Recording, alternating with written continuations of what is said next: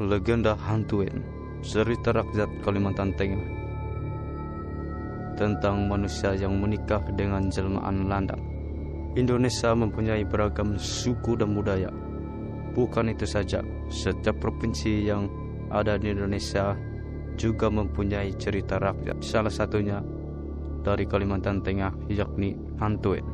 Dikutip dari situs warisan budaya, cerita rakyat Hantuen ini berasal dari Kecamatan Tewa, Kabupaten Gunung Mas, Kalimantan Tengah. Hantuen menurut masyarakat Kalimantan Tengah adalah hantu jadi-jadian.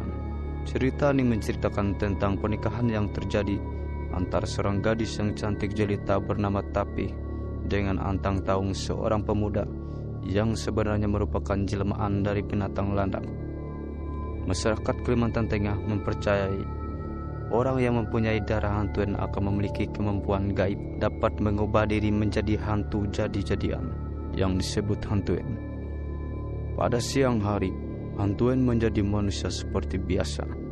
Namun, pada malam hari mereka akan mengubah dirinya menjadi hantu tanpa tubuh yang kegemarannya menghisap darah anak yang baru lahir serta darah ibu anak itu.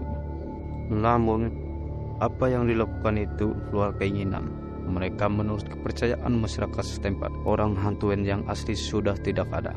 Yang ada hanyalah keturunan yang sudah ada dengan manusia biasa. Bahkan menurut penduduk di aliran Sungai Kayan, legenda itu dianggap pernah terjadi.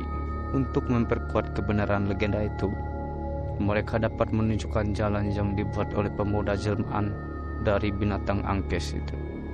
Pembuatan jalan itu dimulai dari Baras Semanyang. Pekerjaan mereka mula-mula mengalami gangguan makhluk gaib. Setiap kali para pekerjaan pulang, gubuk tempat istirahat mereka selalu dimasuki orang asing, dan bekal makanan mereka telah habis dicuri.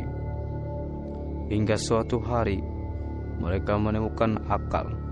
Mereka sepakat untuk berbuat seolah-olah meninggalkan gubuk saat bekerja. Tetapi sebenarnya mereka bersembunyi di balik semak yang tak jauh dari tempat itu.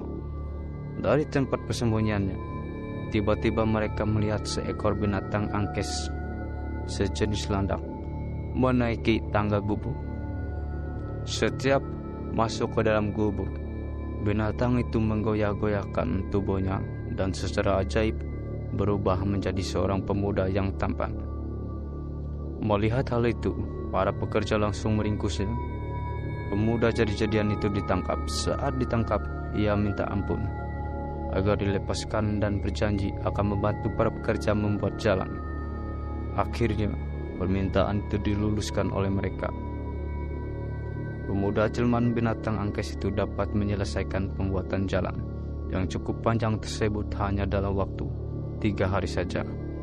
Jalan itu pun bernama Langkuas yang terletak di antara Baras Semanyang dan Sepang Siwin.